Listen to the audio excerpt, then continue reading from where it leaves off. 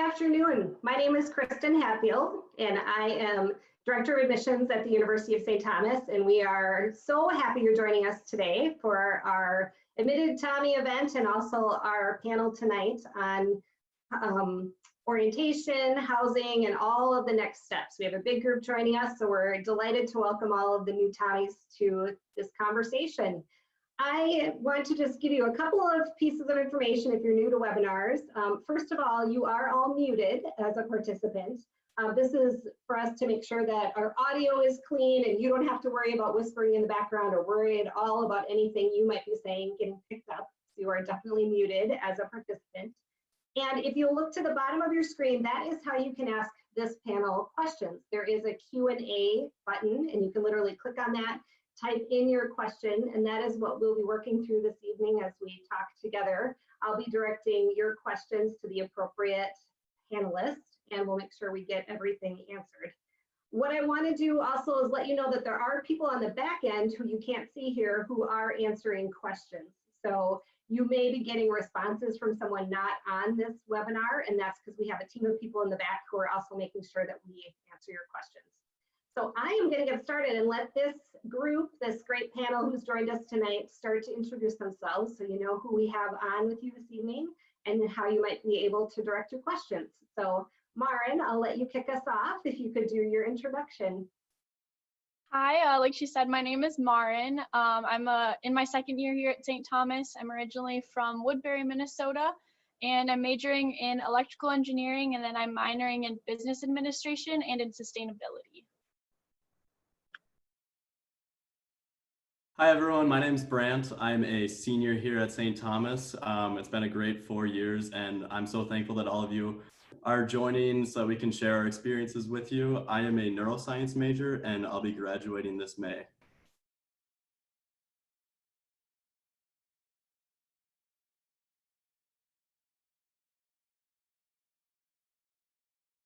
Drew, do you want to go next? Yes. Hi, I'm Drew Pirouet. I'm the Associate Director of Academic Counseling, and we're the Central Advising Office for undergraduates at St. Thomas.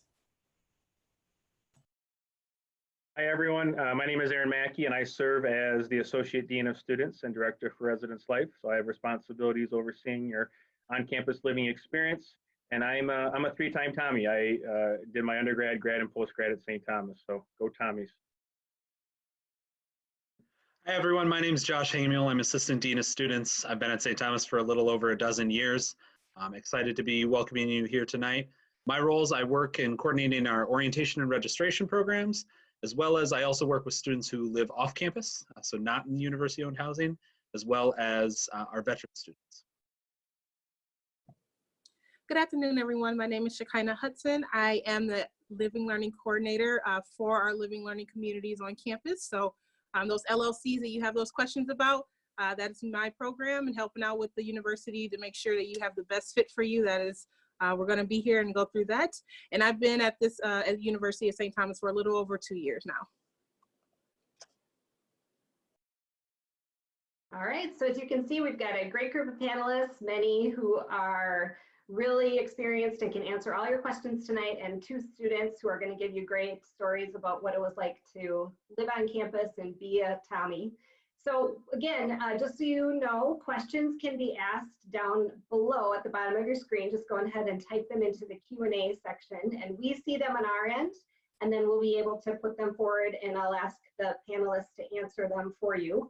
We will do our best to get to as many questions as possible this evening, but again, if we don't get to your question, we will definitely be reaching out to you later to make sure that you get an answer. And also, finally, this is being recorded, so if you wanted to go back and say, I know they said something about this, you will be able to watch that later on, so never fear, you'll be able to pick that up later.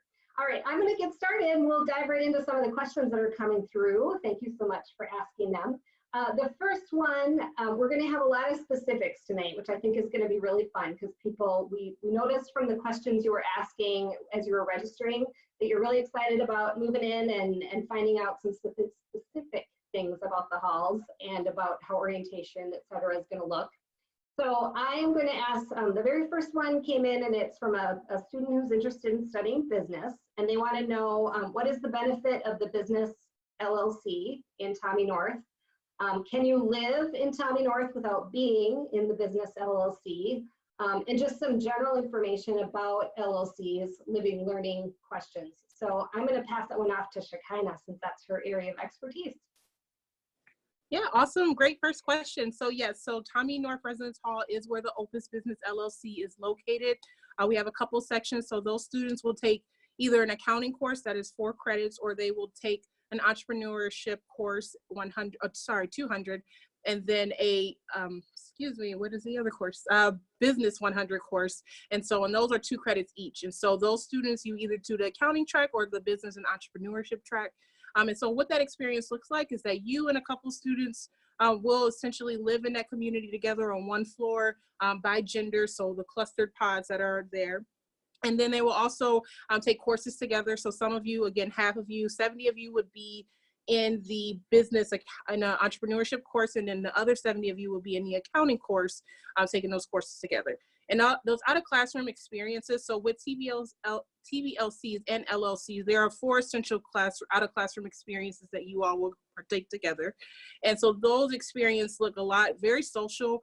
Sometimes it is a Tommy business alumni panel that they go to a local business that a Tommy alum probably runs or owns, and they will go and have an experience with them, really getting some hands-on with the faculty. The biggest thing about LLCs is that students love the engagement with faculty. They get a different connection with faculty in these experiences, and especially if you're going to be a business major or minor, accounting major or minor, it's essentially going to be the faculty that you will be engaging with through your 4 years. And so, and it presents opportunities for internships for a lot of students.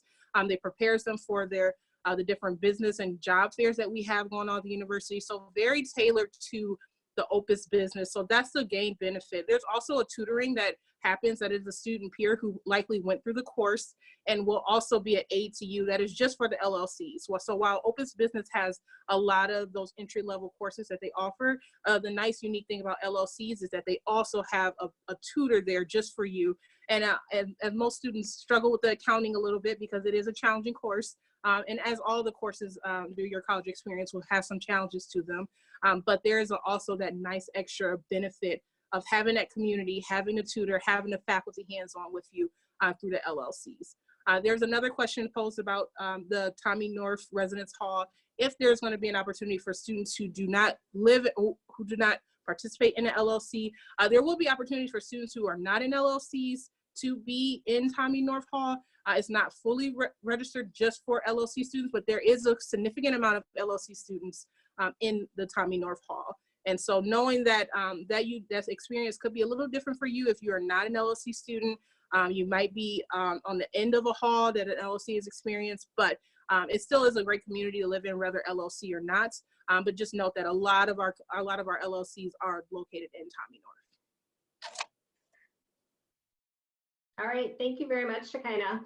Quick question, I'm going to direct this to you, Erin, and then we're going to segue into something different. But there's a question, is Tommy North and Tommy East the official name of those 2 new residence halls? Second great question.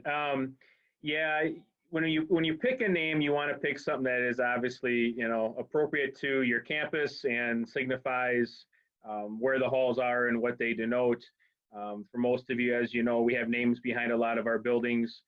The opportunity with these 2 new halls is that there might be an opportunity in the future for someone to put a naming right on it, for example.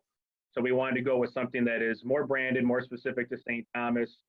Tommy North, if you haven't been on campus, signifies that the fact that it's on the northeast corner of campus, for the northern part of our campus.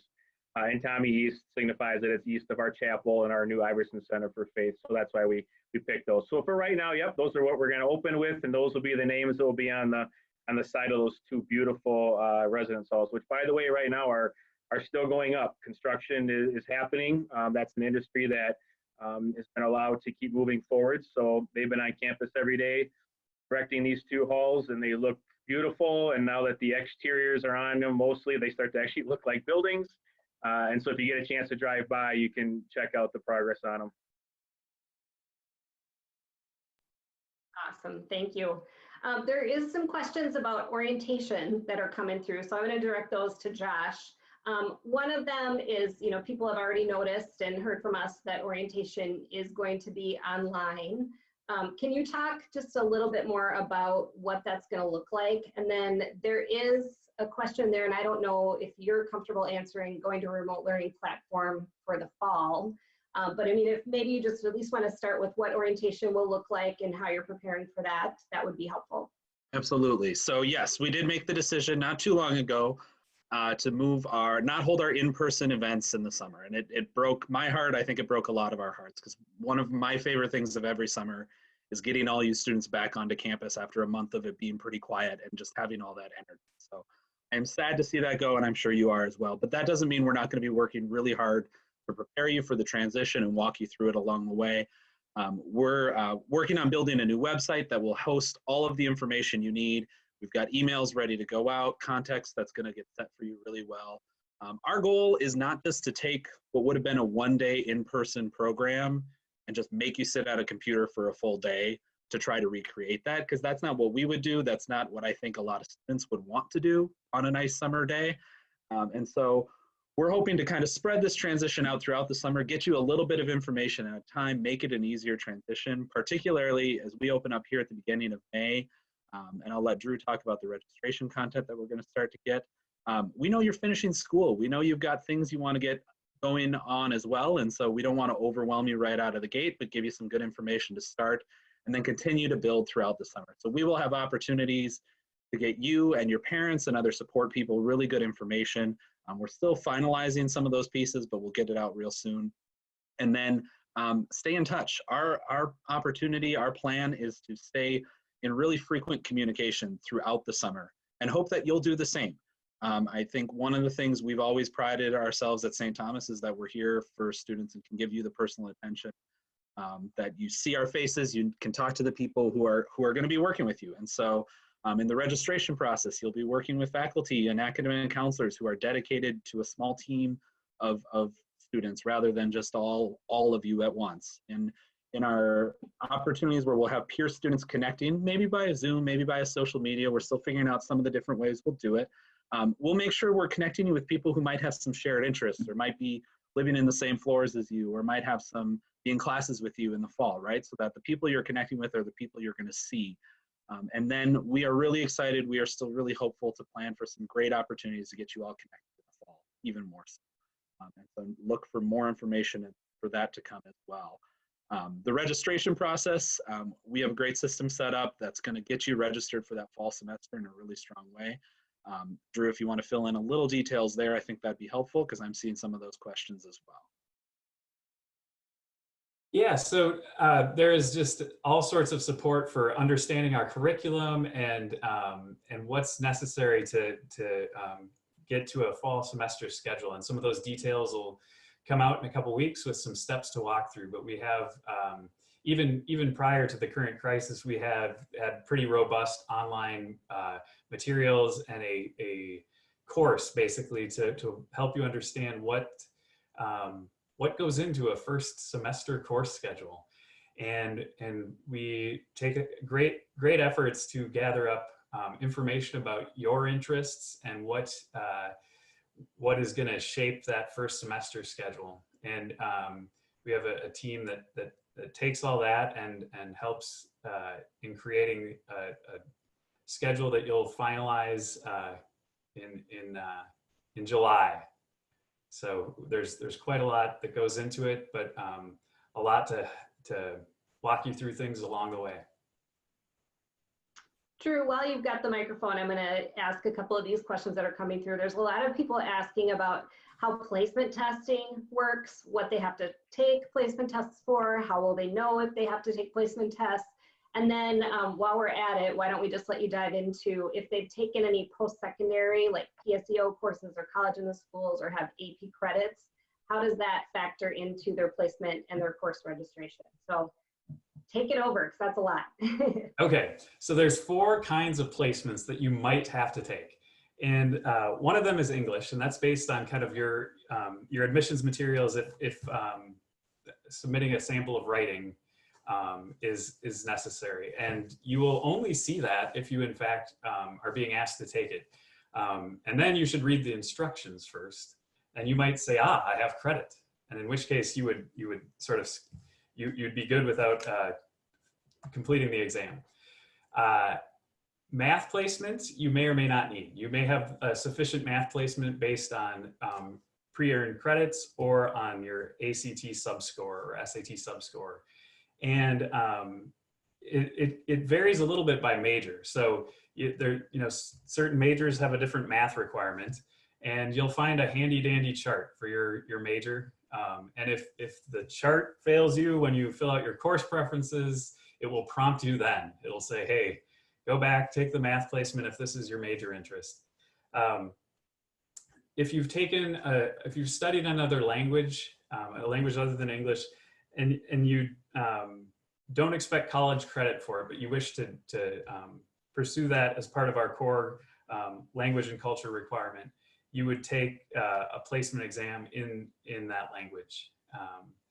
So that's languages. And then if you are interested in a major that requires a sequence of general chemistry, and the first thing is having a math placement of 108 or higher, you would take a chemistry placement exam.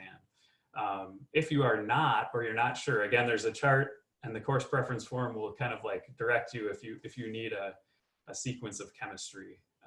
And it's typically if you have a great passion and love for chemistry, but you're not majoring in something that requires it, you can take a chemistry course without this general chemistry placement exam. So those are the 4 basic placement exams. You may need all 4 of those hypothetically, you may need none of them. But there's kind of things in the registration readiness course that will help you discern that. And then the course preference form itself will tell you, okay, go back and take this. And if that fails, we will call you and say, hey, based on your interests, why don't you take the chemistry placement? So there's lots of ways that you'll get there. So it's definitely, you can just kind of be calm about it. The pre-earned credit, the biggest thing is reporting that accurately when you fill out the course preference form. There's a way to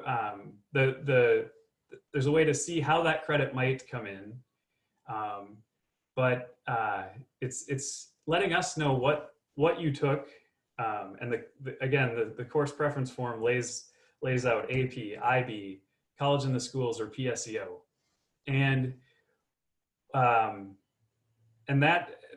so after reporting that as accurately as you can, being sure that we have those scores sent to us from the college board itself, or IB, or a transcript, not from your high school, but from the institution granting those credits.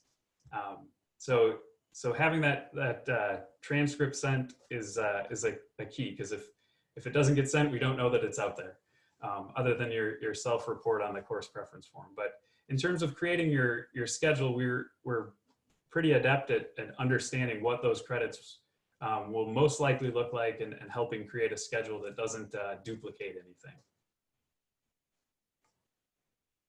I think, Josh, you have some things to add there, it looks like. I was just going to add,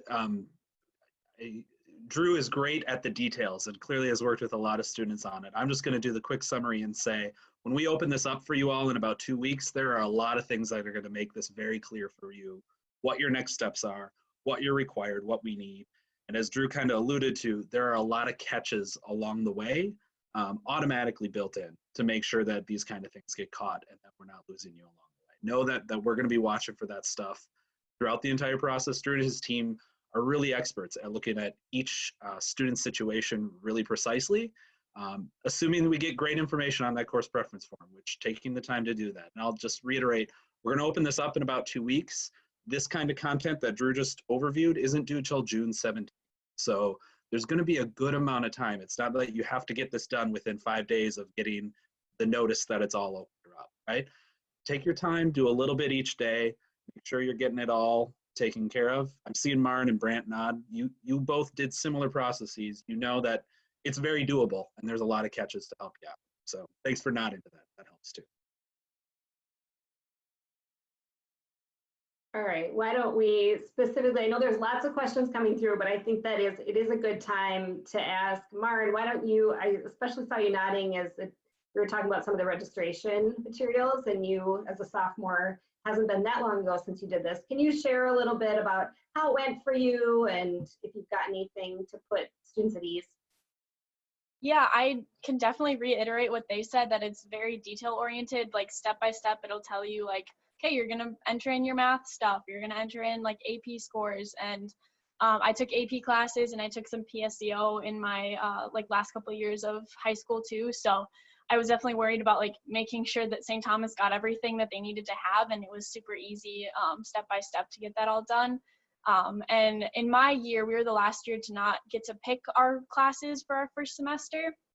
But even after that all happened, we still were allowed to like switch courses and whatnot. And the faculty that we got paired with, it was really nice to talk things through and kind of learn if that's what I was looking for my first semester and whatnot. And so, yeah, I can definitely reiterate what Josh and Drew said. Like, you're going to get a lot of information, but it's going to be super helpful to walk you through it and you won't miss things. So, yeah. All right, thank you so much. I'm going to hop to a question that I am seeing come through, and I don't want to ignore it because I know it's on a lot of people's minds, and then we can get to some more basic questions. But there are a lot of questions about COVID-19 and the plans the university is making. And I'll say a few things, and then if other colleagues want to hop in, it looks like Josh wants to hop in.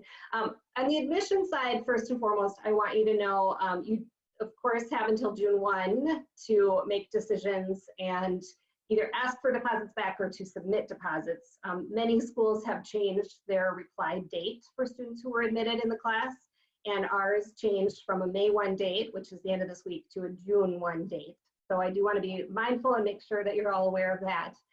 Additionally, we have gotten questions on the admission side about if different decisions are made, what my options might be as a student. And so I think what we're trying to share with people right now is that there are a lot of conversations happening across the university. There are definitely many different scenarios that are being planned for across all sorts of different campus departments. And so we want to make the very best decision for our students, for the safety of everyone on campus. And so we're taking that all into consideration as we're doing this scenario planning. Of course, as you know, Josh mentioned, it breaks our heart to think about not having students on campus. It's hard to not be there. I've got a lovely picture of campus I look at every day on my wall at home, and I miss it tremendously.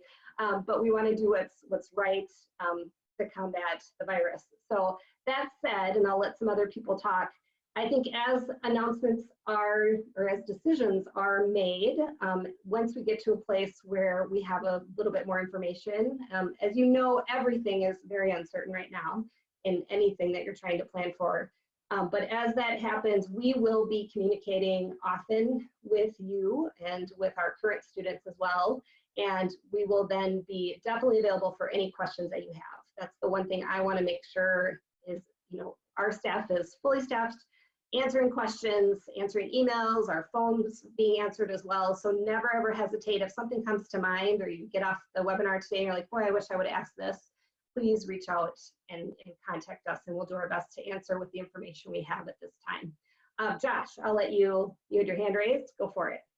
Oh, that was for following up on Drew, actually. So I agree with everything you said. We're going to keep working hard to figure this out. Erin, I'm going to pass it off to you because you know, I kind of addressed generally, but there are a few questions about halls and what might happen in the fall. Can you also speak to that a little bit? Yeah, and it's a great question, and we know that it's on the front of all of our minds because all of you are at home doing distance learning right now, and this campus is very quiet right now as our students are at home doing distance learning too. We do have a few students that are living on campus with us still who could not return home, or our international students or other certain circumstances. So we do have students living on campus right now. So we are practicing, if you will, social distancing. We're practicing implementing the CDC and the Minnesota Department of Health guidelines currently on campus.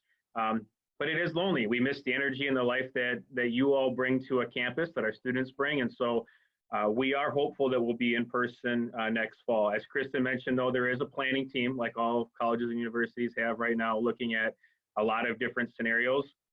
You all should know that we do work very closely with the Minnesota Department of Health. We're working with them daily. They will provide us guidelines as long as with the CDC. We are hopeful in the coming weeks that we'll have some more guidelines specifically for higher education. They bring them out for all the different industries, and they'll do that for higher education as well. Our planning team has a variety of different task forces, so we look at all different areas of the university. So concerns you might have around health and safety as it relates to residence halls or dining or the classroom or athletics or just life on campus, all of those things are being planned out and thought through. And as information comes into us in terms of guidelines from MDH, we will work through all the different areas of campus. Your safety is our #1 concern, the safety of our current students and all of you who we are hoping are coming in to be Tommies with us next fall. Your safety is a #1 concern. So we do have a lot of scenarios that we're working and we're planning through, and that goes through cleaning and disinfecting to dining and social distancing and residence halls and where we'll house you, and there's all sorts of different things. So we know that it's a time of uncertainty for all of you as you're finishing out your high school time. It's an uncertainty for us here at the college university level as well too. But we are hopeful you'll be in person next fall. And whether we are or we aren't, please know that we are doing everything we can to maintain your safety, and that we're working with the proper professional authorities so that if we are in person come the fall, this campus is ready for you. Terrific, thank you very much. I'm gonna send one off to Brant now, and I'm scrolling through all the questions. These are great, thank you very much. Keep them coming, everyone. But Brant, as an RA, can you talk a little bit about LLCs from the student perspective, and what's the benefit of it, and what's the programming look like? And there's some that are really specific to different groups that are in this question, but I think generally people just want to know, like, what's the reason I would want to do this, and what are they all about? Absolutely. So I was actually a part of an LLC my freshman year too. So I have experience both as a resident as well as an RA. And one thing I'll say just right off the bat is that coming into being an RA as a senior, I requested that I was an LLC RA just because of how unique and how well the community builds for a living learning community. And which just speaks volumes to my experience as a freshman. But coming in freshman year, I signed up for a living learning community. And to be completely honest with you, I was really unsure about what it was. And I think LLCs were relatively new at the time. And I'm a neuroscience major, and I planned on being pre-med when I came to school. And I ended up signing up for the Communications and Journalism LLC by complete accident. And it was like the best mistake I could have made, because being in this community, I was with a group of, I believe there were 20 of us, and we all took the same class together. And it wasn't a class that was related to my major at all, but it allowed me to form a community with people. And they may not have had like the same interest as me, but right off the bat, I remember like the first 3 days, all 20 of us knew each other's names. We all went to lunch together, got our meals together, we went to events together. And to this day, most of my friends are communications and journalism majors. And then I also have my science majors. And so it was a great way to form community. And I think that's like the best part of it. And that's why being an RA, that's what I wanted to work with. I wanted to be with a group of students that wanted to form community. And all the RAs kind of tease the LLC RAs because we always have the best communities, because these are residents that want to make friends and that are outgoing and willing to kind of take chances with each other. And so I've noticed on some of the questions and answers down here, people have been asking, like they're a little unsure about joining an LLC just because it might not be their major and they're worried that it's going to lock them in for the next 4 years. And that's not at all the case. You have just as much opportunity to make friends with people in your LLC as you do in your classes and in any other extracurriculars.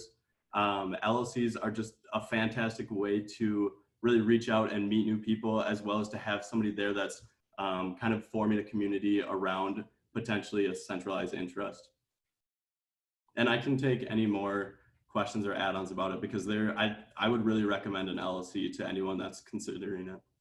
Yeah, and I'll just add to Brant, he did a really great job I know both him and Marin both have been a part of LLC communities, but that most of the courses that are offered for LLCs are also courses that are for a major minor program or also for a core area. So there's 8 core areas. So note that these courses aren't just courses that you're taking, as Brant said, just to lock you into a major or lock you into a minor, but they are courses that meet different disciplines all over your curriculum that you are going to at some point need to meet those requirements for. So they're not just courses that you're just taking just to take, but they do also kind of double dipping, right? You're also getting this great experience, this great interaction, this great community.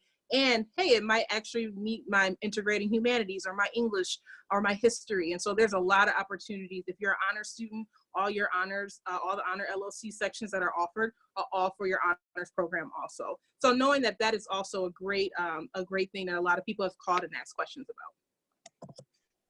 And to add further to that, this isn't something that's like an extra commitment or that's going to take your time away from other things. It's something that will just kind of help you to dive deeper into something that you're interested in. Also, the tutors is a great point that Shekinah mentioned earlier. I'm now the tutor for the Biology LLC, pre-health professions. And it's just a great opportunity where now I can work with the select group of students to help them with their studies. And it's very non-committal in terms of you don't have to commit all of your time to this. This is something where you can still have opportunities to play sports, do intramurals and other activities. So it's just another way to get connected. Wonderful, thanks. Marin, do you want to speak up about your LLC? Because they want to know where you lived and what it was like. Yeah, sure. So I was in the Honors LLC my freshman year, and I was in Dowling. And so I can definitely piggyback on Brant. Like, the community was fantastic. Dowling is like broken up by floor, and then there's north and south wings. And so everyone in Dowling knew about Dowling 5N because like we all knew each other. Our doors were always open. And like some of my other friends that I met through classes that were on other floors, they're like, you guys all know each other. Like, you guys have so much fun, and like we'll pop into each other's rooms and like just check in with each other. It was so great. Like, the community was awesome. I didn't choose to end up staying in the honors program. So kind of like what Brant said, like, it doesn't lock you in. So it was perfect for me. I was able to make some great faculty connections through some of our events, and then also just through the classes that I took, and then just the community too. I mean, the honors one especially, we're not all the same majors, and so it was really cool to have connections with people that weren't just engineering majors. Like, there honestly weren't that many in the honors program when I was there. So, and then we had like the women's LLC, and then the men's LLC was in Brady. And so we got to move in a few days early and did some events together, and we all got just as tight with the men's LLC as we did with the women's. So it was just a fantastic way to form community in those first few days of college, and have people to go to welcome days events with, and go to the view and whatnot with, and not feel like you were alone the first couple days of college. So definitely would recommend. Awesome, thank you so much. Okay, there's a couple reminders. An LLC is a living learning community.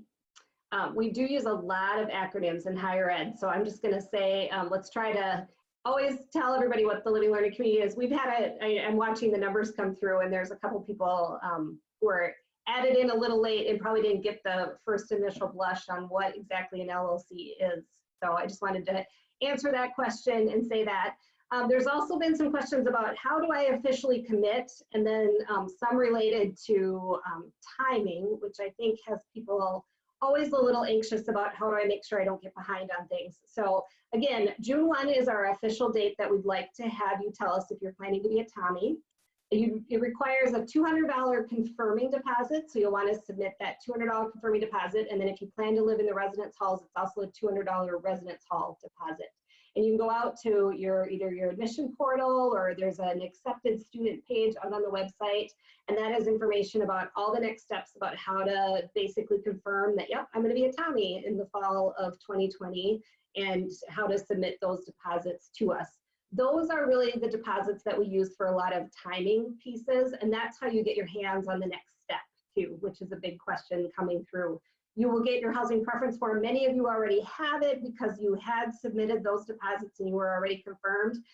But the housing preference form is not based on the sooner I get that preference form in, the better my odds are. It's based on the choices you're making, and also the timing of your deposits that came in. And the same is true, the faster you get your course preference in, once we send those out to you, that's not going to guarantee that you're going to get classes faster than someone else. We don't want to create an uneven pace at which people are sending those in. Take your time, fill them out appropriately, and meet the deadlines, thank you, but everything is based off of when you actually submitted your deposits. So I'm going to stop. Drew or Aaron, Josh, anything else you want to add about that? Or okay, seeing none. All right, if there's other questions too, please reach out to your admissions counselor about all of that, because we definitely want to make sure that we're helping you through how to confirm that you're going to be at Tommy in the fall, and then making sure that you feel comfortable when all these other pieces are going to actually come to you once you've done that too.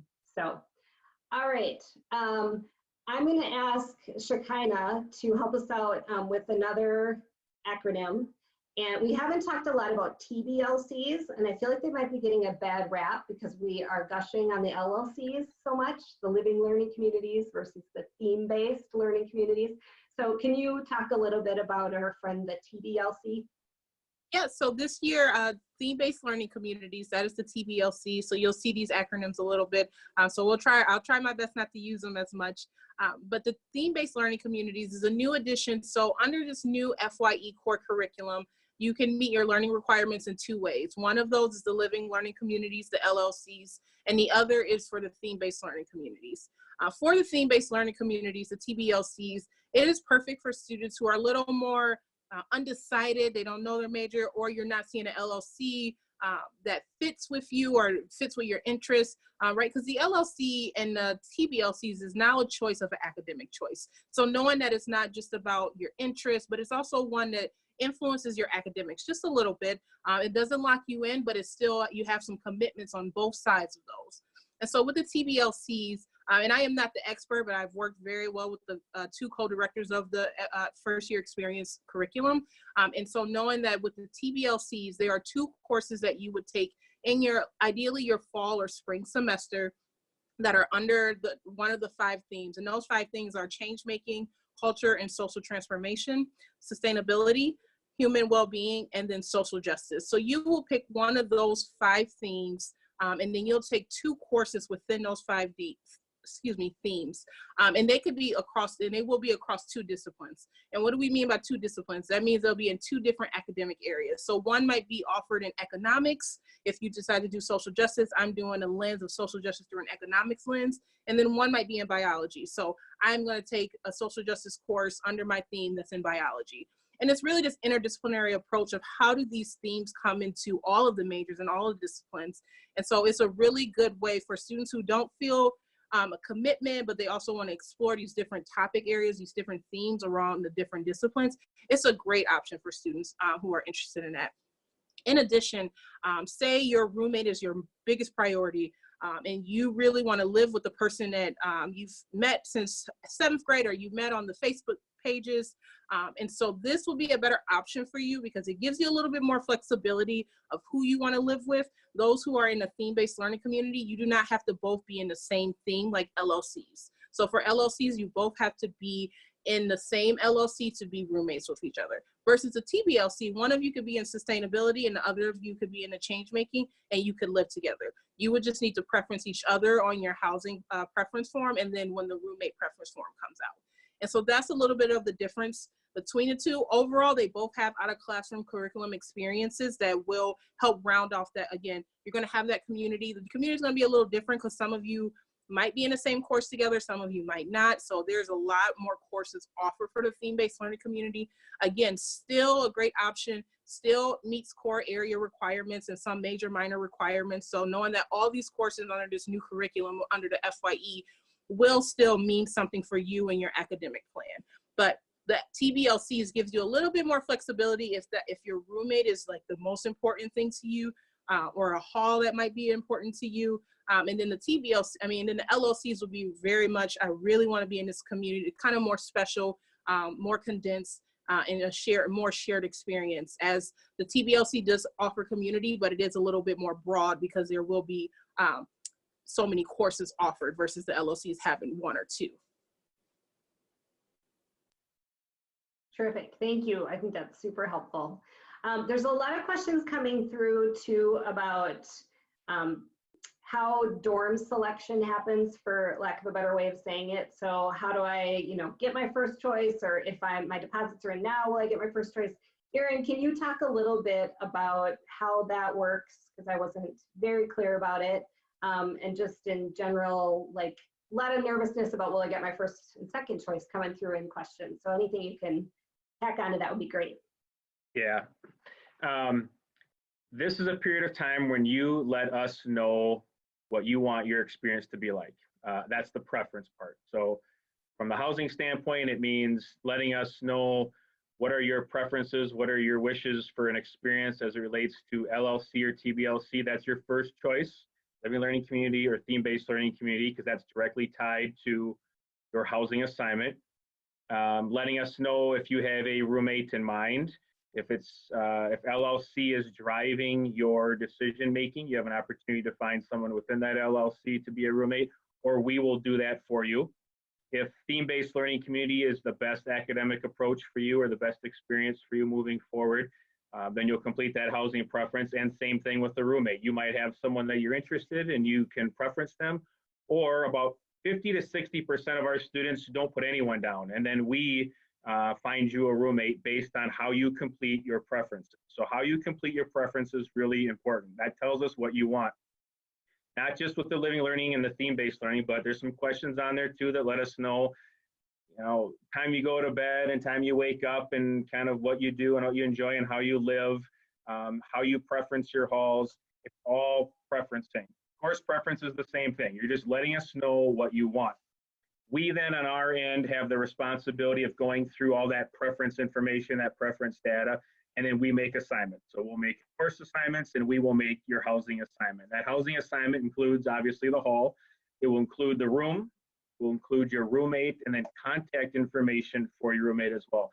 I know there were some questions too about, well, I know who my roommate is before I come, and can we reach out to each other? And all of the answers to that is yes. We will also send along some information about some tidbits on what to do to reach out to your roommate, and some starter questions, and how to have some questions about how to plan for your move-in. For those of you who are looking for an absolute guarantee, no one likes to hear that we're going to be making that decision for you, but we are. So there's the candid response on it all. Living learning communities do control things a little bit more. If a particular residence hall is something you're really interested in, and there's a living learning community that is in that residence hall, that gives you a little better shot at that particular residence hall. We'd like you to choose the LLC for all the right reasons, but we also know that some are going to choose it for a particular residence hall, and that's fine too. It's all about really what's going to make you happy, what's going to fulfill your learning, what's going to fulfill your experience with us come the fall. And however, whatever drives that for you is up to you, and that's perfectly fine. For others, it will be, my roommate's going to drive it. And so if you've met someone, like Shekinah mentioned earlier, have that conversation about what hall do you like to live in, and just make sure you're making the preferences similar. So you're both putting down maybe X hall for that first preference and Y hall for the second preference. And then how you answer your questions too will make a difference too. And then we on our end will go through and take all that data, and we'll send out housing assignments in late July. Terrific, thank you very much. There was a question about, I'll just take real quick, about sending in your final high school transcript. And so I'll just kind of tag on that. Yes, admissions will be requesting that your final high school transcript be sent to us. We do need that on file prior to you starting classes in the fall. So once your semester wraps up, you can have that sent directly to St. Thomas, and then we have that on record. So that is a key piece. The other piece, if you applied, we accepted students with self-reported test scores this year. So if you didn't officially have ACT or SAT, send us your test scores. We will also need those from you prior to you starting school. So those are two things you could put on your to-do list if you want to make sure you take care of those. We'll be reminding you, don't worry. We'll make sure that we ask for them if we need them from you. But if you're looking to make sure that you're dotting your I's and crossing your T's, those are two things that admissions will be requesting before you actually start with us in the fall. So I wanted to let you know that too. I'm going to ask a question about, someone asked about taking a foreign language placement exam online. How does that work, Drew? Can you talk about how in the world do you take a foreign language placement exam online? Yeah, so most of them are online, and you'll see those options when you log into Murphy. If you don't see one of those online options, the instruction is to contact the Modern and Classical Languages Department, and they will find a way to get it all set and proctored via whatever technology they're using these days. But the majority of folks take a placement exam that's already built online, and it's been that way for years. So really no change. All right, terrific. Thanks very much. I think it's important, Brant, you've got a specific question for you. So this one's kind of fun. What are some things you've done throughout your years to qualify you to become an RA, or just in general, if you want to tell them about, what it means and what it's like to be an RA, and maybe explain the acronym too. That'd be great. Yeah, absolutely. So I'll start with the acronym first. RA stands for Resident Advisor. And so essentially I am the go-to person in specifically my hall was a freshman dorm where my residents could come to me with any needs that they had. And I was sort of a way to bring them to people that might be able to better help them or help them within my own capacities. And so really just providing like a voice for my residents was something that was really important to me.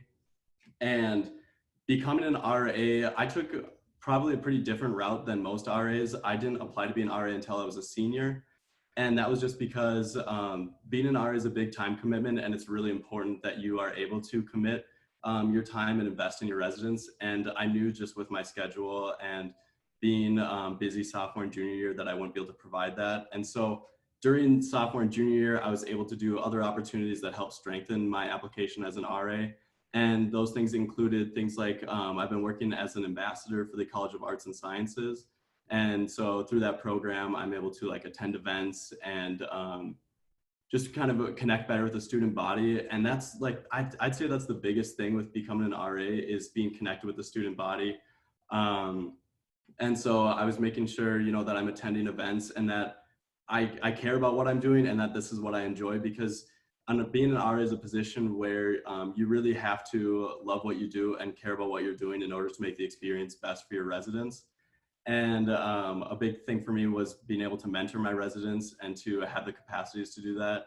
And so I worked through, did some tutoring and kind of strengthened my resume in those senses as well. And overall, I would absolutely recommend the experience of being an RA because it's a great way, one, to know more about what's happening around the university because you're usually the first to hear about it, but also as a way to gain some leadership experience as well as meet some great people. My freshman residents, obviously they aren't living on campus anymore, but I still keep in touch with all of them. And it's just wonderful to have that ability to connect with people on a different level and to share your experiences with them. Awesome. Thank you so much. All right, Josh, looks like you have something to add. I was going to send a question your way anyway, so no, go ahead. More to add? Okay. The question that we were getting a few about having a car on campus and getting around, and is parking available? And I know that you can definitely share info on that topic. So Josh, I'll give that one to you. I can. So we are a really accessible campus with a multiple ways of transportation. There's 4 or 5 Metro Transit stops that come right to our site. Metro Transit is the busing and public transportation system in the Twin Cities. I've worked with students over the years who have utilized it to get to and from campus. I've helped residential students navigate it to get anywhere they might need to go on or around campus. We also have a shuttle service that runs between our St. Paul and Minneapolis campus. So both major metropolitan cities, are pretty accessible if you're able to get to our campus. As far as parking, I'm going to let Aaron talk about parking for students who are living on campus. I did this to him last time too. But parking for if you're a student who's living off campus and you can't use the bus to get there for whatever reason, there is parking available for those commuting first years that we can work to help folks out. I work with those students as well. For students who plan to live on campus with us in the fall, we encourage what Josh had already mentioned, which is to think of other modes of transportation. A lot of our students will bring bikes to campus. We have a lot of bike parking on campus already, and our 2 new residence halls, Tommy North and Tommy East, will also have a lot of bike storage, which is underground, indoor, and a parking ramp for bike storage to inclement weather. So we encourage other modes of transportation. There will be a small number of parking lotteries for first-year students.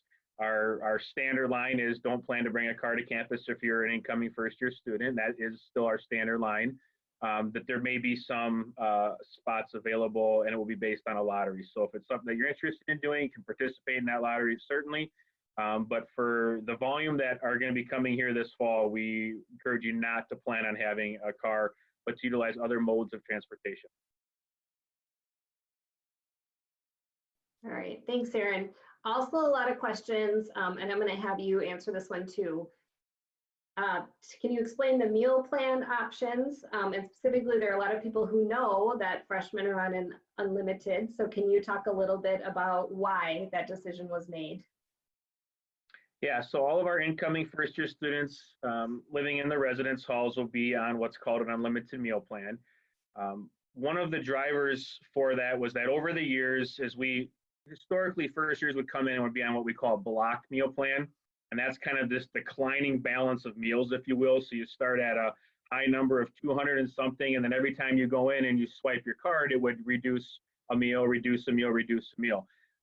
The feedback we got from students was that that did not maximize their flexibility. It did not lead to really good healthy eating, because you felt like when you went in then you needed to maximize whatever that meal was for you to eat, and I can see our students nodding. It also meant that maybe you got to a certain point in the day, and if you felt like you used your first or second or third meal, that then you shouldn't go back again. So our students spoke loud and clear to our dining team and to us here in Residence Life and said, really, we want flexibility. We have busy schedules, we have class schedules, we have work schedules, we have leadership, we have sports teams and theater, we have all these things that we're doing, and we want to be able to come and go. We want to be able to swipe into one of these really nice venues and go in and grab something light, maybe some fruit, and then go to a class and come back later for more of a meal. Or I want to be able to come in for a lighter lunch and then come back a couple hours later for something else. And just that flexibility in the way you can eat. And what that leads to is actually healthier eating too, because you don't kind of binge on a meal, if you will, knowing that you've got flexibility to use that meal plan throughout the day with the dining hours being open, and that there's not a consequence, if you will. There's not a use of a meal by doing that. It's unlimited. That it really gives you that flexibility to eat healthy, to use it as you need it. And so a lot of schools have it. So we were also getting, from incoming students saying, hey, I'm seeing this at other schools. Why don't you have that too? So it was a really nice change that we made last year. I'm really proud of our dining service team for making it. It went over really well this year with our first year class. They loved that flexibility to come and go as you needed to, and to utilize and eat volumes that you prefer to eat. I will also just make a note here to our dining team, and for all of you out there who might be thinking about dietary needs. We have a nutritionist on staff, on site here at the university too, and I know this isn't about unlimited meal plans, but it's always a big question we get. And we can work with you individually too on what a dietary plan might be. So if you have dietary needs, whether that be food allergens or whether that just be a particular plan that you need to eat, our nutritionist can work with you and set up a plan for you before you arrive even, so that when you get here, all that is set for you, depending on the venue that you go into. Our new hall, Tommy North, will actually have what we call a G8 station. It's the 8 major allergens, and it's the separate area that is set aside for just those particular allergens. There's no contamination. So that's just a really thoughtful thing that was also part of the change that dining made, along with increased flexibility for hours and how you eat. It was also flexibility too in terms of allergies and dietary and nutrition that we brought along as well too. It's a really nice move. Thanks, Aaron. I'm going to put you on the spot one more time, because I think you're probably the best person to answer this question. Because Tommy North and Tommy East are new, there's a lot of questions about what size are they, when will I be able to see them, what do the dimensions look like? So can you talk a little bit to how that's working? I want to see it too, for what it's worth. When does Kristen get a tour? We all do. So I'll start with, do I get to see it? Because that's an easy one. The answer is a soft no, I'm sorry. While they are being constructed and being built, it is very likely that we're going to be finishing those up right on the day when we need to finish those up.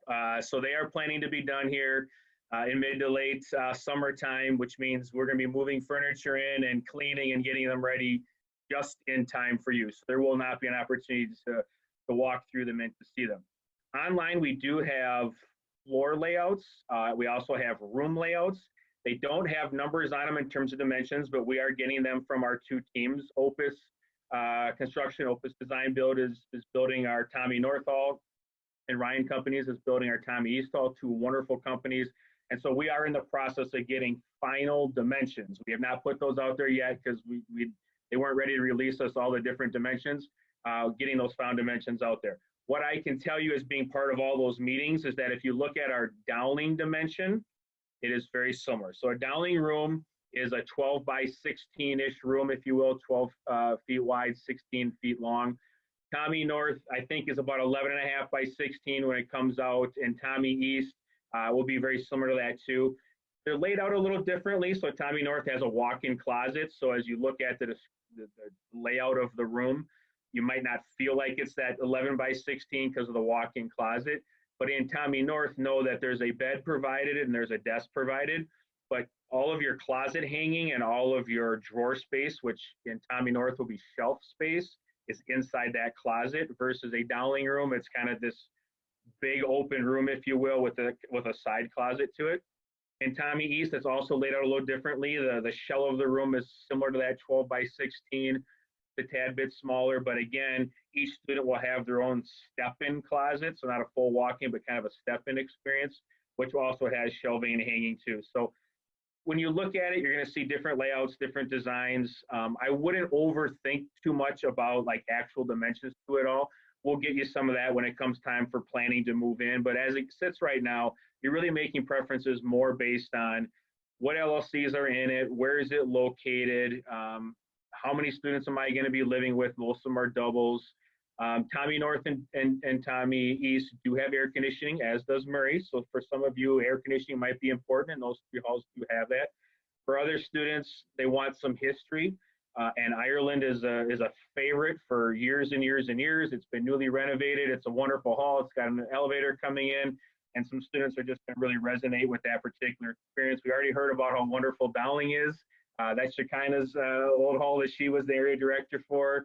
And Marin obviously already spoke to it, and it's big. It's got a north and south wing, got 2 bathrooms on each floor. It's a great location. It's kind of in the center of all the experience. So really be thinking about the experience of the halls more so than the actual dimensions of the bedroom, because those can even be a little misleading. If you go to Ireland's spreadsheet, for example, you'll see that they're all just a little different. Halls that were built that long ago, they didn't build them all exactly the same. So those rooms are all just kind of unique and a little different. And so thinking more about the experience of the hall and a little less about the room. But that's a great question. Awesome, thanks. Marin, I'm going to ask you to talk a little bit about what is it like doing laundry on campus? Is it free? Do you pay for it? And then what if you want to make food? What are your options for that? Sure, yeah. So living in Dowling for sure, we have laundry in our basement. That's the same in Brady. I can't speak to like every single hall, but you don't have to pay, which is what's super nice. They do have a little app, or you can just kind of scan via QR code to check to see if like washers and dryers are available. So I lived on 5th floor of Dowling. There are 6 floors. And it was nice to not like always have to go all the way down to the basement and like see that everything was full and then lug my big bin all the way back up. But yeah, so it's free, which is super nice. I will resonate this like always. My #1 tip to freshmen is to not bring a big laundry bin to campus. 1, it takes up space, but 2, then you're gonna wait so long to do your laundry. And so I always say bring a smaller laundry bin. It's not as heavy to carry. You'll do laundry more often, which you'll appreciate. And it's just nice to like obviously always have your clothes ready. But yeah, so that's like always my #1 like tip. But yeah, and then what else were you asking about, Kristen? I'm sorry. laundry and food, was it? Yeah, is there kitchens in the halls, or what if I want to bake cookies for my roommate? Sure. Yeah. And so I know for Murray, there's one for the 2 floors. In Dowling, we had one on 5th floor. It was like right by my room, which was super nice because a lot of girls on my floor like to bake and it always smelled really nice. But there's also one in the basement. And so there are community kitchens. So definitely like take care of your space. But if you have like a microwave and a mini fridge in your room, and then you do like some microwave things and have to go do dishes, it's super convenient to have a sink space so that you're not using your bathroom sink. And so yeah, so it's definitely really nice. Like you can rely on it to an extent, but then obviously you'll have your unlimited meal plan as well. But it's nice to have as a backup too. Thank you. We're a little over 5 o'clock right now, so I just want to be mindful of that and just let our participants know we're going to keep going because there's still quite a few good questions coming through. We will have a hard stop though about 5:15, so if you want to hang tight with us for just a little while longer, we'll get to some more of these questions. And I think the next one, Shekinah, I'm going to flag this one over to you, but you can feel free to pass it off if you'd like to. Just some questions about packing lists and how do I know what to buy and how will I know if my hall has something or not and when will I find out what I need to bring? Can you help us with that one? So there will be mailing in May that will happen, and then there also will be some more information and content that comes out kind of as we kind of have milestones in residence life, some points of like, okay, this is where we start talking about thinking about your spaces and what you want to bring. You know, for a lot of people, designing their rooms is like the thing, right? So what do you want that space to look like to make it like home? Because it will be your home. And we want you to make it into your home as much as possible. So we'll start giving you some of that information in May, and then you'll get something again in late July, early August, kind of preparing you, saying, hey, move-in dates, don't forget, these are the dates. Here's a packing list. When we send out that information about your housing assignment and contacting your roommate, the number one thing I told people when I was a live-in professional is to contact your roommate to figure out what exactly do you both don't need mini fridges unless you really are honed on both having mini fridges. Again, it's not the most biggest space in the world. Some of you probably are going to come into a reality like, wow, I'm coming into a significantly smaller space than what I had at home. And from my college experience, even though that was many years ago, it still was the same reality of I'm coming into a smaller room than what I'm used to. And luckily, me and my roommates were good friends beforehand, so we had the opportunity to talk about our design and what we wanted to bring, who was bringing the TV and who was bringing a game system, and a DVD player back then was the thing. So who was bringing a DVD player and who's bringing a fan, right? Fans are important, even if you're living in AC, right? That is an AC that is in a building that has AC, the AC goes off at some point, and for comfortability, right? Fans are important. And so talking through those questions with your roommate and who your prospective roommate, I think that's the number one thing that students like to talk about, but they really talk about what do you like to do, but also talking about what are we going to bring into our space, because you're going to learn that you're going to leave college your first year. I don't want to get you too excited about, wow, like you're going to finish your first year and it's going to go by fast, but you're going to leave with more stuff than you came with.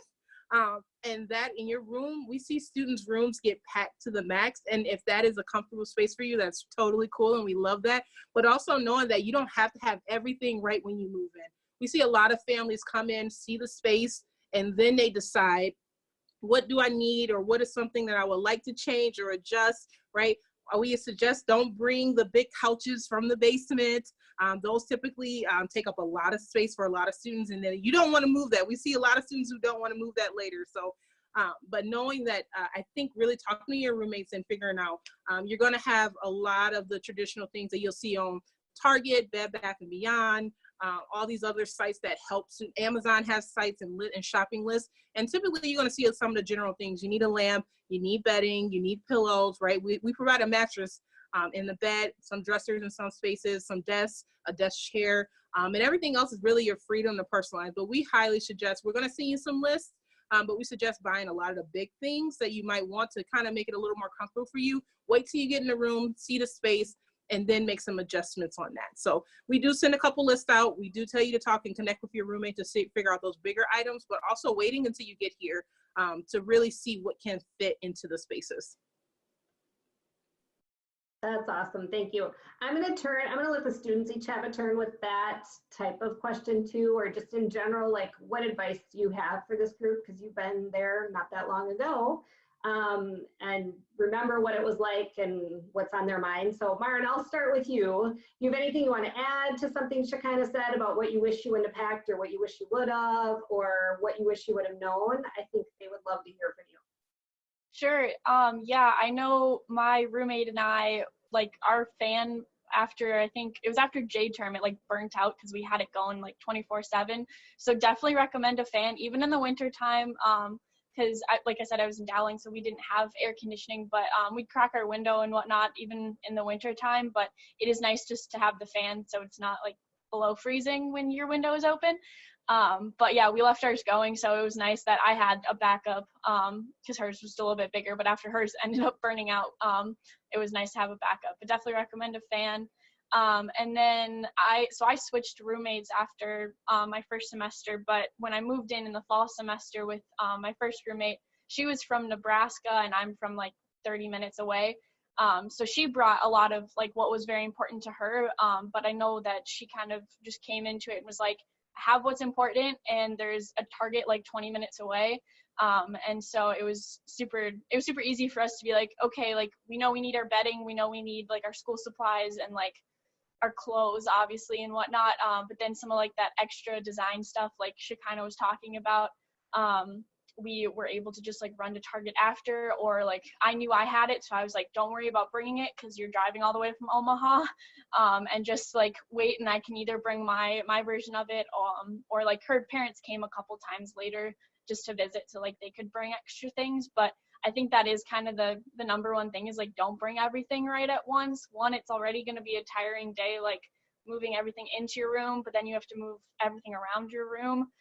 So I would definitely say like just bring a little less than you might think, and then you can always run back home if you're nearby, or just run to Target or Walmart later to get those extra little tidbits.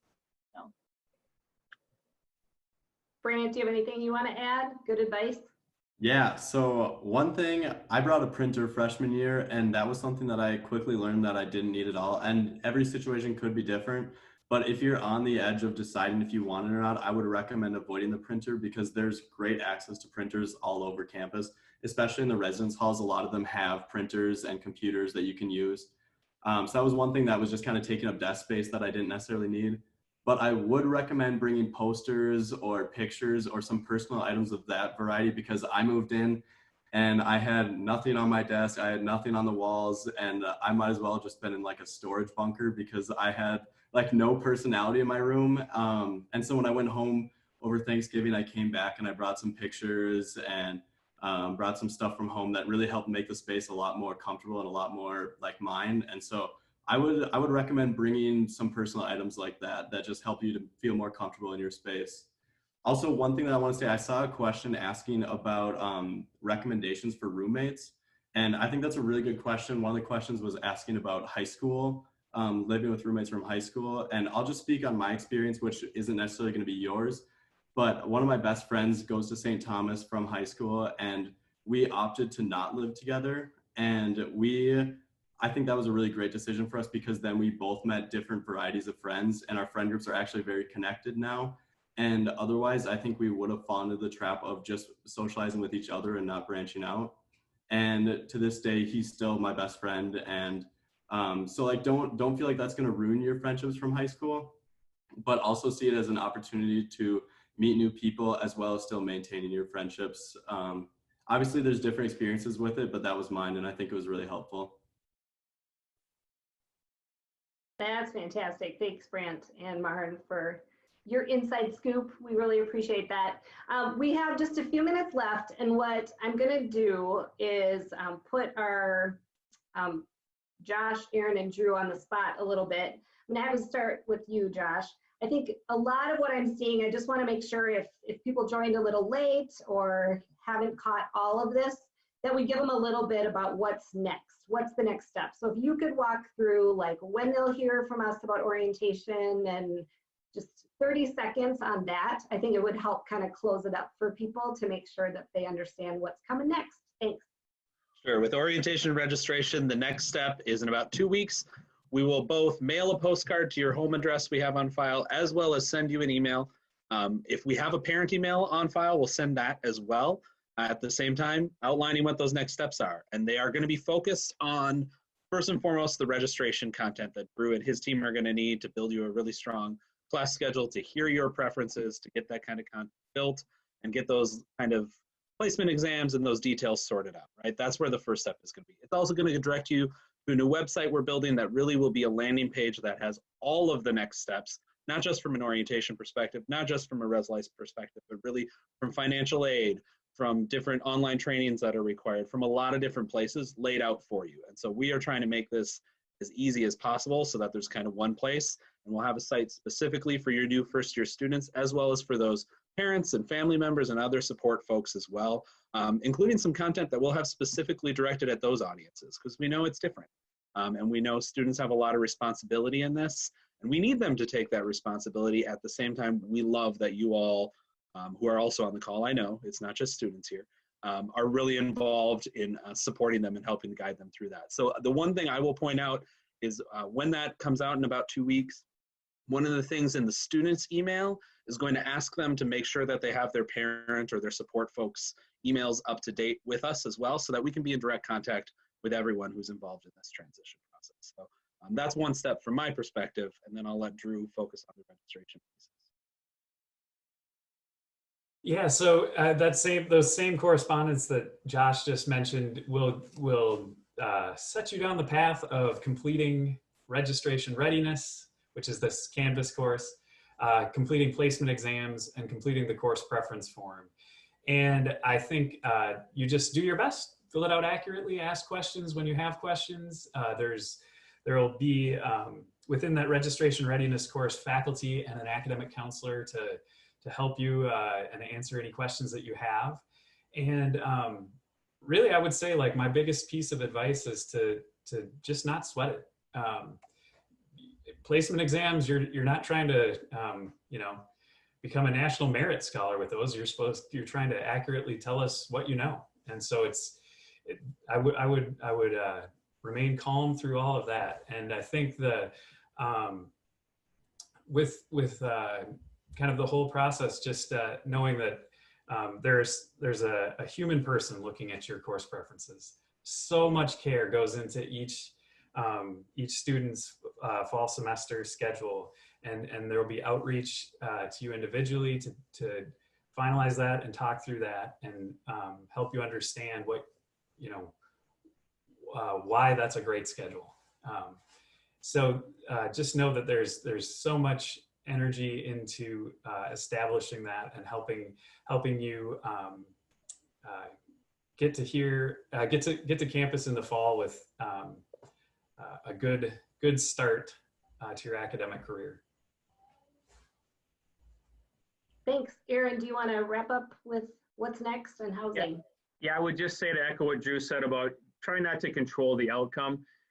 When you are moving on from your first year into your second, third, or fourth, you'll be picking your exact class, you'll be picking your roommate and picking your hall, you're picking all those things. This is a time to really trust us. We have been professionals in this field for a very long time, and what we want to do right now is gather information from you, whether that be a placement test or whether that be your course preference, your housing preference. It's letting you kind of sit back and breathe and think about what you want your experience to be and just share that information with us. We will take care of the rest, and trust that will work out. College is a wonderful time in life. I can't tell you what Brant just said, how important that was. We've been doing this for, those of us on this call have 100 years of experience here doing this. And what Brant had said about just letting it happen is just so important. You try and control the outcome, and we see that not work out great a lot. For those who come into this saying, hey, I'm going to trust you to have that outcome for me, and I'm just going to share great information with you, it tends to work out a lot better, whether that be the roommate or the hall or the experience or whatever it might be. Let us take care of that lifting for you. You've got a lot going on here in your lives right now, finishing out your senior year. Even though it's online, it's still a lot. There's a lot going on, and we want you to really enjoy that experience enjoy the thoughts about coming in here to college to be a Tommy. Give us great information, and then trust that we'll make some good decisions for you and get you onboarded here, hopefully come late August, early September. Awesome, thank you. I'm going to ignore the 100+ years, but I think he's probably right, because there's a lot of experience in this webinar here right now, and a lot of people on campus who are available to help you out with everything. So that's the one thing I want to close with. We did record this webinar, so it will be posted later if you'd like to come back, or if you want to send some friends to listen to what we talked about. I know we will also be reaching out if your question didn't get answered tonight, or making sure that you did get your question answered to how you wanted it to. So if you asked a question, you will be hearing from us to make sure that you got it taken care of for today. I'm going to put up something in for some general information. This was webinar 1 of our Admitted Tommy events, and we do have lots of other opportunities for you the rest of this week. And there they all are, all the fun things. This was housing orientation and next steps, but we've got some academic experience and some of our different departments joining us this week, lots of support services and asking different questions of different audiences. So this is a great outline. It's also available out on our website if you need to remember, but you're registered and you can join us for any of these different sessions and webinars throughout the rest of the week. So we're excited to have you join us. And with that, I just want to say thank you so much to the panelists here. You guys were amazing and wonderful. It's always a pleasure to work with you. The contact information also is up on the screen, and we're going to leave this up as we start to have you all log off here. I do want to close. If you are a confirmed student, the biggest thing, like Erin mentioned, is things will be coming to you, and please just respond and let us know your preferences and fill things out in a timely manner and take your course placement exams as needed as we tell you what is the next step. If you're not getting that kind of information from us yet, it will come once you submit your confirming and your housing deposits. So again, $200 to reserve your spot in the class and $200 to reserve your spot in the residence halls, refundable up until June 1st. And contact admissions if you have any questions about how to make sure that you're a confirmed student, and we'll be getting all this generalized information about all these next steps that are coming through. So go out, enjoy the rest of your evening, everyone. Thank you again for joining us tonight, and we'll leave the contact info up as we say goodbye. Please reach out over the next few months if you can help with anything. All right, thanks panelists, bye-bye.